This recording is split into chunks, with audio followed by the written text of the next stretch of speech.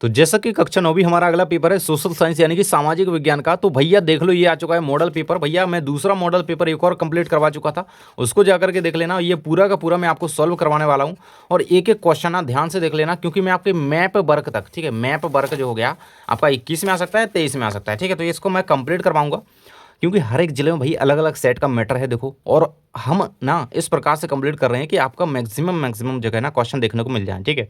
सो पूरा वीडियो देख लेना ध्यान से, पूरे क्वेश्चन लास्ट टाइम है अच्छे तरीके से, ठीक है। और अगले साइंस के पेपर के लिए आपको बिल्कुल अगले क्लास में तो सब्सक्राइब दो वीडियो को। सो हम यहाँ से इस प्रकार से आपके पेपर का पैटर्न, ठीक है, क्लियर करते हुए सबसे पहले आपके एग्जाम में आपको मिलेगा सही विकल्प वाले क्वेश्चन, ठीक है। देख पा रहे हो ना, सही सबसे पहला क्वेश्चन, भारत, ऑस्ट्रेलिया। सो एशिया इसका करेक्ट आंसर हो जाएगा। एशिया महाद्वीप में दक्षिणी गोलार्ध में है भारत, ठीक है। अगला करें, भारत में प्राकृतिक वनस्पति पाए जाने वाले क्षेत्र कौन कौन से हैं प्राकृतिक वनस्पति में, ठीक है।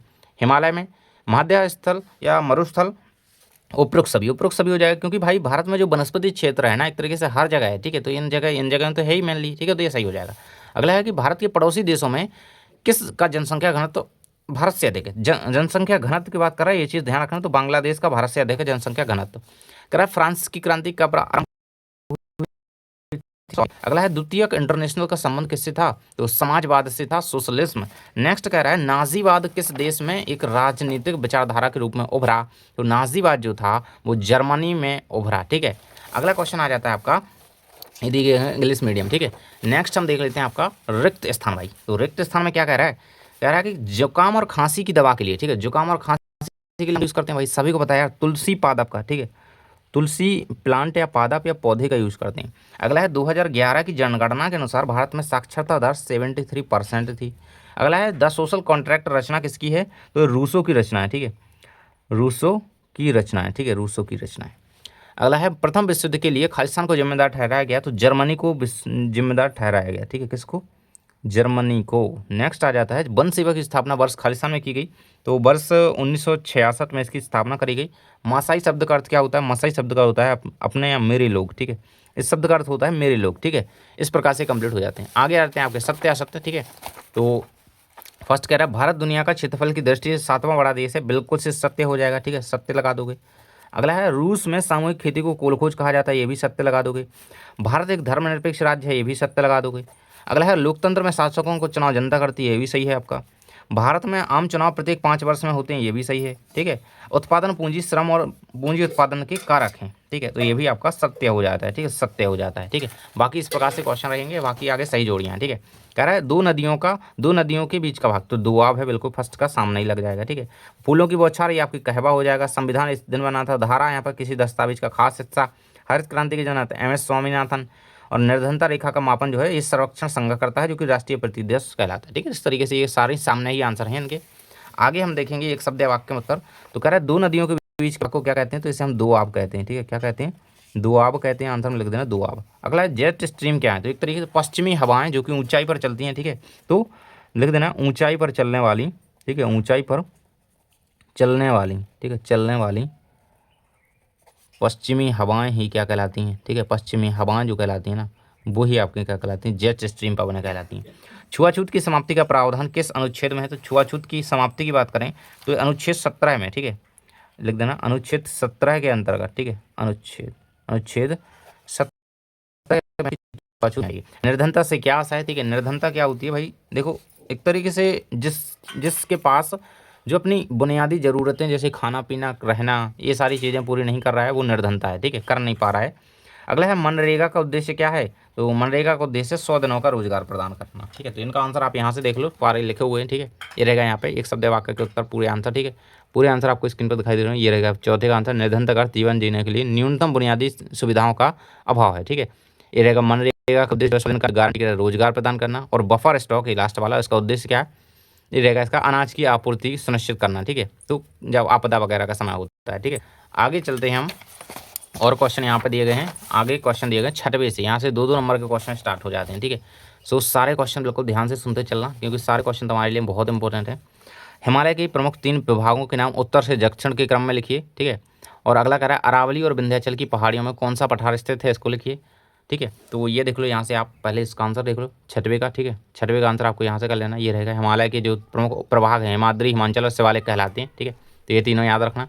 अथवा में दिया गया है भाई, जो अरावली की और विंध्याचल की पहाड़ियों का जो पठार है, तो अरावली और विंध्याचल श्रेणियों के बीच का जो पठार है उसे मालवा का पठार कहा जाता है, ये चीज़ याद रखनी है, ठीक है। अगला आ जाता है हमारा नमामि गंगे परियोजना और नमामि देवी नर्मदे, ठीक है। तो ये नमामि मिल जाए आपको, सब ध्यान रखते, नदी बचाने का योजना है, ठीक है। नदी को साफ करने की, संरक्षित करने की योजना है, ठीक है। तो ये चीज़ याद रहेगी, ठीक है। तो गंगे है तो गंगा को, नर्मदे है तो नर्मदा को, ठीक है। इतना याद रखना। बाकी आंसर कैसे लिखना है देख लो यहाँ से, ये रहेगा नमामि गंगे, देख सकते हो नमामि गंगे और नमामि नर्मदे। देखो, यह केंद्र सरकार द्वारा 2014 में शुरू किया गया संरक्षण अभियान है, जिसका उद्देश्य गंगा नदी के प्रदूषण को कम करना और उसका संरक्षण करना है, ठीक है, जो आज तक नहीं हो पाया है। नमामि देवी नर्मदे, यह मध्य प्रदेश सरकार द्वारा नर्मदा नदी के संरक्षण, उसके भाई वही है, देखो गंगा के लिए जो है वही नर्मदा के लिए, ठीक है। अगला क्वेश्चन आ जाता है, चक्रवात प्रभावित राज्यों के नाम लिखिए और जेठ पवनें क्या हैं। 9 में कह रहा है मृत्यु दर किसे कहते हैं और प्रवास जनसंख्या को किस प्रकार से प्रभावित करता है, ये भी लिखिए, ठीक है। चलिए हम देख लेते हैं 9वें का उत्तर, साथ में 8वें का भी, ठीक है। 8वें का देख लो पहले, चक्रवात प्रभावित राज्य उड़ीसा और आंध्र प्रदेश हो जाएंगे, ठीक है। जेठ पवनें क्या हैं, तो अत्यधिक ऊंचाई पर संकरी पट्टी में तेज स्थिर चलने वाली पश्चिमी हवाओं को जेट स्ट्रीम कहा जाता है, ठीक है। तो ऊंचाई पर चलने वाली पश्चिमी हवाएं ही जेट स्ट्रीम है, सीधी बात। 9वें का आंसर यहाँ से देख लो, मृत्यु दर क्या है, मरने वालों की संख्या को मृत्यु दर कहते हैं। प्रवास जनसंख्या को कैसे प्रभावित करता है, प्रवास जो है ना, प्रवास मतलब एक जगह से दूसरी जगह चले जाना, ठीक है। प्रवास से जनसंख्या का आकार, वितरण और संरचना बदल जाती है। यह आगमन यानी कि जहाँ पर लोग आ गए वहाँ की जनसंख्या को बढ़ा जाता है, और जहाँ से लोग चले गए वहाँ की संख्या को घटा देता है, ठीक है, याद रखना। अगला क्वेश्चन कह रहा है वन विनाश कुल किसे कहते हैं, इसको परिभाषित कीजिए, स्लीपर से क्या आशय है, ठीक है। और 11 में कह रहा है बंजारा समुदाय कहाँ रहते हैं और प्रतिभूमि नियमावली की महत्वपूर्ण बातें लिखिए, ठीक है। तो इसका 10 का और 11 का टोटल आंसर मैं आपको दिखा रहा हूँ स्क्रीन पर, ठीक है। ये रहेगा 10वें का आंसर, कह रहा विनाश, वन विनाश। देखो, एक तरीके से वनों को नष्ट करना ही वन विनाश है, ठीक है। तो खेती, आवास या ईंधन के लिए वनों को बड़े पैमाने पर काटना या नष्ट करने की प्रक्रिया को वन विनाश कहते हैं, ठीक है। वन बोले तो जंगल, पेड़ पौधे, ठीक है। स्लीपर से क्या आता है, आशय रेल की पटरियों के आर पार बिछाए गए लकड़ी के तख्ते जो पटरियों को उनकी जगह पर स्थिर रखते हैं वो स्लीपर कहलाते हैं, ठीक है। तो जो रेल की पटरी पर आपने देखे होंगे आर पार बिछाए जाने वाले लकड़ी के तख्ते वगैरह होते हैं, ठीक है, वो। बंजारा समुदाय का आंसर यहाँ से देख लेना भाई, आंसर यहाँ से देख लेना, ये रहेगा 11 का आंसर। और ये प्रतिभूमि नियमावली, ठीक है, ये वाला, तो ये रहेगा इसका आंसर। बंजारा समुदाय से राजस्थान, पंजाब, उत्तर प्रदेश, है ना। तो ये यहाँ पर इनके लोग रहते हैं, बंजारा समुदाय के। राजस्थान में रहते हैं, मध्य प्रदेश में रहते हैं, महाराष्ट्र में रहते हैं, ठीक है। अगला है प्रतिभूमि नियमावली। तो यहाँ पे अंग्रेजों ने खेती का विस्तार करने और लगान बढ़ाने के लिए प्रतिभूमि नियमावली बनाई। इसके तहत खाली पड़ी चारागाह भूमि को छीन करके खेती के लायक बनाया गया, ठीक है। तो ये ऐसा हुआ करता था। आगे चलते हैं हम, संविधान सभा क्या है इसको लिखना है, और संघीय सरकार किसे कहते हैं। और 13 में कह रहा है आम चुनाव क्या होते हैं लिखिए, उपचुनाव क्या है लिखिए, ठीक है। इस प्रकार से क्वेश्चन दिए गए हैं आपके। तो चलिए 12 का आंसर आपको दिखा देते हैं, ये रहेगा संविधान सभा और संघीय सरकार का आंसर, ठीक है। इस तरीके से आपको इसका आंसर देख लेना है। देखो यहाँ से, संविधान सभा चुने हुए प्रतिनिधियों की वह सभा जिसे देश के कानून को लिखने का कार्य करती है, संविधान सभा है, ठीक है। संघीय सरकार का आंसर रहेगा, ठीक है। आम चुनाव क्या होते हैं, देखो लो, आम चुनाव यहाँ से आंसर आपको देख लेना, ये रहेगा आम चुनाव का आंसर, यहाँ पे कंप्लीट लिखो, ये दोनों का उपचुनाव का आंसर आम चुनाव का, ठीक है। अगला है धर्मनिरपेक्ष राज्य क्या है लिखिए, संवैधानिक उपचारों का अधिकार क्या है लिखिए। तो ये रहेगा इसका आंसर, यहाँ पे ये रहेगा, देखो ये रहेगा यहाँ पे 14वें क्वेश्चन का आंसर, अथवा के साथ धर्मनिरपेक्ष राज्य और ये संवैधानिक उपचारों का अधिकार अनुच्छेद 32 के अकॉर्डिंग बताया गया है। अगला कह रहा है कि छोटे किसान किसे कहते हैं, मझोले और बड़े किसान किसे कहते हैं, अथवा में, ठीक है। 16 में कह रहे हैं निर्धनता रेखा से क्या आशा है, भारत में सर्वाधिक गरीब जनसंख्या वाली 3 राज्यों के नाम लिखिए, ठीक है। तो ये रहेगा यहाँ पे आंसर आपका, जो छोटे और मझोले किसान, ये 15 का आंसर। छोटे किसान क्या है, जिनके पास 2 हेक्टेयर से कम भूमि है वो छोटे किसान, 2 से ज़्यादा है वो मझोले, और 2 से 10 के बीच है मतलब तो मझोले, और 10 से ज़्यादा हैं, ठीक है, वो हैं बड़े किसान, ठीक है। 16 का आंसर ये आ जाता है आपका निर्धनता रेखा, ठीक है। यह आय या भूख का वह न्यूनतम स्तर है जिससे नीचे रहने वाले व्यक्ति अपनी बुनियादी जरूरतें पूरी नहीं कर पाते हैं, ठीक है। सर्वाधिक गरीब जनसंख्या वाले राज्य बिहार, उड़ीसा, असम या उत्तर प्रदेश, ठीक है। कह रहे खाद्य सुरक्षा की आवश्यकता क्यों पड़ी, क्यों है भाई, क्यों है खाद्य सुरक्षा की आवश्यकता। और बंगाल के अकाल से सबसे अधिक लोग कौन कौन से प्रभावित हुए उनको लिखिए, ठीक है। तो इनका आंसर आप देख लो पहले, तो 17 का आंसर ये रहेगा, खाद्य सुरक्षा की आवश्यकता क्यों पड़ी, क्योंकि बाढ़ और अकाल जैसी स्थितियां बनती हैं तो खाद्य हमें सुरक्षित करके रखना चाहिए ताकि गरीब वर्ग हो गया और प्रभावित वर्ग हो गया उसकी सहायता करी जा सके, ठीक है। अगला है बंगाल में अकाल से प्रभावित कौन कौन से लोग हुए, तो दिहाड़ी मजदूर करने वाले लोग, मछुआरे, है ना, और कई सारे लोग यहाँ पे परिवहन कर्मी वगैरह, ठीक है। अगला आ जाता है आपका भारत को उपमहाद्वीप की संज्ञा क्यों दी जाती है, 3 बिंदु लिखिए। और हिंद महासागर में भारत की केंद्रीय स्थिति के कोई 3 लाभ लिखिए, ठीक है। ये रहेगा आपका आंसर यहाँ पे 18वें क्वेश्चन का। पहले तो 18 का देख लो, उपमहाद्वीप की संज्ञा क्यों दी जाती है, ठीक है। इसका आंसर देखो, तो विशाल भौगोलिक विस्तार है, भारत बहुत बड़ा देश है, ठीक है। यह दक्षिण एशिया का सबसे बड़ा देश है और प्राकृतिक सीमाएं हैं इसकी, ठीक है, जो कि यहाँ पे हिमालय पर्वत है एक तरफ और 3 ओर समुद्र से घिरा है, ठीक है। और सांस्कृतिक और जलवायु विविधता है, बहुत अच्छी संस्कृति है अपने देश की, जलवायु भी हर तरीके का मौसम है प्रकार है, ठीक है। कह रहा है हिंद महासागर में भारतीय केंद्र की स्थिति होने का दर्शाइए, ठीक है। तो यहाँ पे इस तरीके से केंद्रीय स्थिति के कुछ लाभ, तो व्यापारिक लाभ है, व्यापार होता है यहाँ पे हिंद महासागर से, ठीक है। मतलब वहाँ से एक तरीके से बहुत मार्ग बना हुआ है बड़ा, ठीक है। और सामरिक महत्व है इसका, जैसे नियंत्रण और निगरानी रखने के लिए, ठीक है। संसाधनों की उपलब्धता भी होती है वहाँ से, है ना, मछली उत्पादन हो जाता है और खनिज भी प्रचुर मात्रा में समुद्र से मिल जाता है। अगला आ जाता है आपका कि बोल्शेविकों ने अक्टूबर क्रांति के बाद कौन कौन से प्रमुख परिवर्तन किए, तो कोई 2 परिवर्तन लिखिए। रूसी क्रांति के कोई 2 प्रभावों को स्पष्ट कीजिए, ठीक है। तो ये रहेगा यहाँ पे अक्टूबर क्रांति के यहाँ पे कुछ परिवर्तन, ठीक है। बैंकों का राष्ट्रीयकरण किया गया, भूमि का पुनर्वितरण किया गया, ठीक है। ये 19 के अथवा का। रूसी क्रांति के 2 प्रभाव, निरंकुश शासन का अंत हुआ, जार का शासन था उससे वो उसका खात्मा हो गया, ठीक है। समाजवाद स्थापित हुआ उसके बाद, ठीक है। ऐसी सरकार बनी जिसने साम्यवाद और समाजवाद के सिद्धांतों पर देश चलाने का कार्य किया और प्रयास किया, ठीक है। अगला आ जाता है आपका 20 नंबर, लोकतंत्र के 3 मूल्य बताइए जिस पर कोई भी लोकतंत्र टिका हुआ हो। और भारतीय संविधान से संशोधन कैसे होता है भाई, संशोधन यानी कि किसी चीज़ में बदलाव तो कैसे होता है। पहले तो लोकतंत्र के मूल्य देख लो, स्वतंत्रता, समानता और न्याय, ये 3 मूल्य हैं लोकतंत्र के, याद रखना। बाकी अथवा में भारतीय संविधान में संशोधन कैसे होता है, तो 368 के अकॉर्डिंग यहाँ पे संशोधन होता है। यहाँ पे कुछ यहाँ पे क्या हो जाता है, पहले तो प्रस्ताव जाएगा संसद में, ठीक है, लोकसभा और राज्यसभा में पेश किया जाएगा। फिर क्या होगा, सभी वोट करेंगे वहाँ पर सांसद लोग, ठीक है। 2/3 बहुमत मिलने पर अगर पर उसमें सारी चीज़ें हो जाती हैं तो राष्ट्रपति के हस्ताक्षर के द्वारा वो कुछ चेंज किया जा सकता है, ठीक है। अथवा में था कि अगला क्वेश्चन था, भारत के मानचित्र में निम्नलिखित को दर्शाइए। कृष्णा नदी, नर्मदा नदी, महानदी, ब्रह्मपुत्र नदी, छोटा नागपुर का पठार, बुंदेलखंड का, विंध्याचल का और यमुना गंगा का पठार, ठीक है। तो इसका आंसर आपको यहाँ से देख लेना है, ये आ जाता है। इस तरीके से आपको इसका आंसर कर लेना, भारत का मानचित्र प्रमुख नदियों में, ठीक है, किस तरीके से पठार है यहाँ पे, ठीक है। छोटा नागपुर का पठार यहाँ पे लगा लेना है, झारखंड में है। ये महानदी यहाँ पर उड़ीसा से गई है, ठीक है। और बाकी आप सारी चीज़ें ब्रह्मपुत्र नदी देख सकते हो, आ सकती है क्योंकि अरुणाचल प्रदेश है हमारा, ठीक है।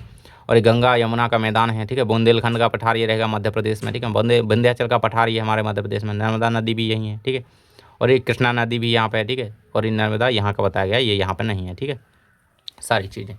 और आगे बढ़ते हैं हम, तो आगे आ जाते हैं आपका 22 नंबर क्वेश्चन। 22 नंबर क्वेश्चन में क्या कह रहा है भाई, कह रहा है कि संवैधानिक अध्यक्ष से क्या अभिप्राय है इसका समझा करके लिखिए। और भारत के राष्ट्रपति को अध्यादेश जारी करने का अधिकार किस नियम के तहत है, समझा करके लिखिए, ठीक है। ये 4 नंबर के क्वेश्चन आ जाते हैं, ठीक है। इनके आंसर भी हम देख लेते हैं।